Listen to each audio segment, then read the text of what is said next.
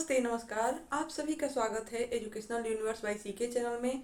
हम आपके लिए स्पेशल जो क्वेश्चन होते हैं उनकी श्रृंखला में हम प्रश्न संग्रह लाए हैं। आज के प्रैक्टिस सेट में देखिए कौन कौन से प्रश्न हैं। पहला क्वेश्चन लेते हैं। जहाँ क्रिया ही प्रधान हो वहाँ कौन सा वाच्य है, कर्तृवाच्य या भाववाच्य? तो हम देखते हैं कि जहाँ पर क्रिया की प्रधानता होती है वहाँ पे होता है भाववाच्य। अगला लेते हैं। मैं बहुत थक गया हूँ, इस वाक्य में परिमाणवाचक क्रिया विशेषण कौन सा है? तो हम देखते हैं परिमाण का अर्थ होता है जो मात्रा होती है उसी को परिमाण बोला जाता है। ठीक है, क्रिया विशेषण यानी जो क्रिया की विशेषता बताने वाला जो शब्द है। ठीक है, तो पहले हम क्रिया देख लेते हैं। थक गया हूँ, इसके अलावा जो है कितना थका हूँ, बहुत थक गया हूँ। तो बहुत जो शब्द है वह क्या है? परिमाणवाचक क्रिया विशेषण हमारा आंसर। ठीक है।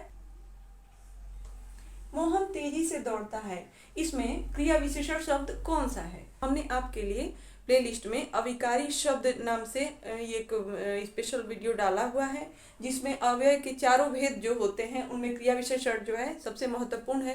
क्रिया विशेषण जो शब्द है इसके भी कई प्रकार होते हैं। मोहन तेजी से दौड़ता है, इसमें क्रिया विशेषण शब्द कौन सा है? इस प्रश्न में हमको क्रिया विशेषण शब्द ढूंढना है। क्रिया विशेषण का अर्थ होता है क्रिया की विशेषता बताने वाला जो शब्द है। ठीक है, तो हम देखते हैं हमारी क्रिया कौन सी है? दौड़ता है। ठीक है, तो इसमें जो है हम देखेंगे कि दौड़ता है, कैसे दौड़ता है? तेजी से दौड़ता है।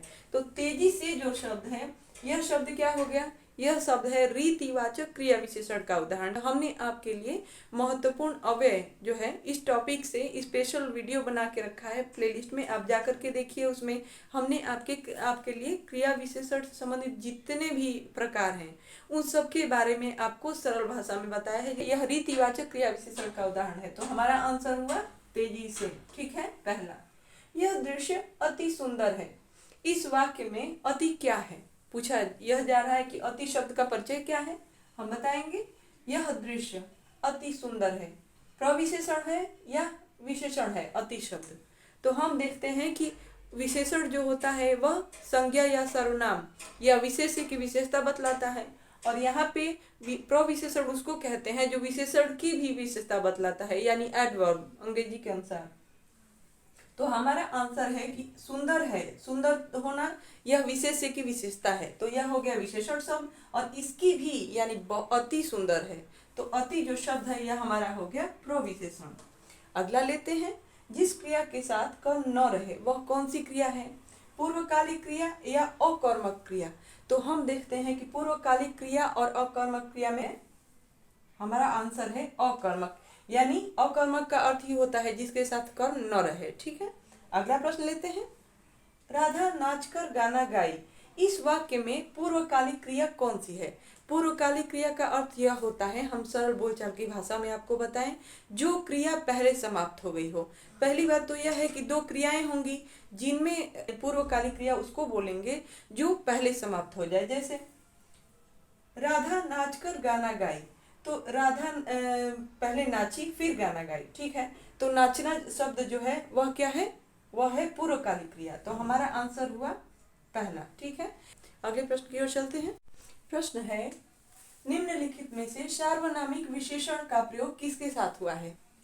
कोई खा लेगा पहला वाक्य है, और दूसरा वाक्य है यह पुस्तक बहुत अच्छी है।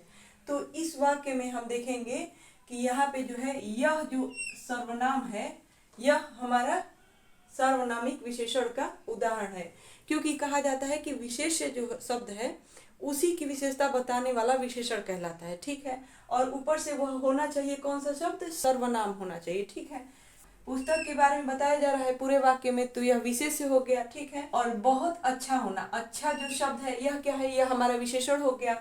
बहुत अच्छा होना, बहुत ही, यह प्रविशेषण हो गया, और यह जो है यह सार्वनामिक विशेषण का उदाहरण है। ठीक है, कुछ कैसा सर्वनाम है? इसमें देखेंगे निश्चयवाचक या अनिश्चयवाचक। तो जो है यहाँ पर निश्चय का भाव हो, एकदम निश्चितता का भाव हो, वहां पे होता है निश्चयवाचक सर्वनाम, और जहाँ पे अनिश्चितता का भाव हो वहां पे होता है अनिश्चय। तो यह कुछ जो है, जैसे कोई नंबर दिया होता या मात्रा कुछ बताई जाती तो वहां पे जो है निश्चयवाचक सर्वनाम होता, लेकिन यहाँ पे कुछ कहा जा रहा है तो यहाँ पे निश्चितता का बोध नहीं है, इसलिए यहाँ पे हमारा आंसर हुआ अनिश्चयवाचक सर्वनाम। स्त्रीत्व शब्द में कौन सी संज्ञा है? हम देखेंगे कि यदि स्त्री शब्द होता है यहाँ पर तो वो होता जातिवाचक संज्ञा, लेकिन स्त्रीत्व जो लगा हुआ है उसके साथ प्रत्यय, तो इसलिए हमारा आंसर हुआ भाववाचक। ठीक है, किसी भी शब्द में इस तरह के अगर यदि शब्द आप देखें तो यदि तो प्रत्यय लगा हुआ है तो वह भाववाचक संज्ञा में आएगा। ठीक है, और उस शब्द को लेते हैं तो वह होगा जातिवाचक। अगला प्रश्न लेते हैं, संबंधवाचक सर्वनाम का प्रयोग किस वाक्य में हुआ है? पहला वाक्य देखते हैं, जागने वाला ही फल प्राप्त करता है। तो हमने आपके लिए प्लेलिस्ट में निपात से संबंधित जो है वीडियो बनाया हुआ है, जिसमें ही जो है यह एक निपात है। ठीक है, तो हम देखते हैं कि संबंधवाचक सर्वनाम हमको देखना है, इसलिए हमारा आंसर है जो जागत है सो पावत है। तो उसमें जो और सो ये जो संबंध जोड़ने वाले जो सर्वनाम हैं यही हमारा आंसर हुआ। ठीक है, आज की क्लास में हमने जितने भी प्रश्न लिए वे आपके लिए बहुत हेल्पफुल होंगे एग्जाम में, ऐसी हम आशा करते हैं। कल वाली क्लास में फिर जुड़ते हैं एक नए उत्साह के साथ। नमस्कार।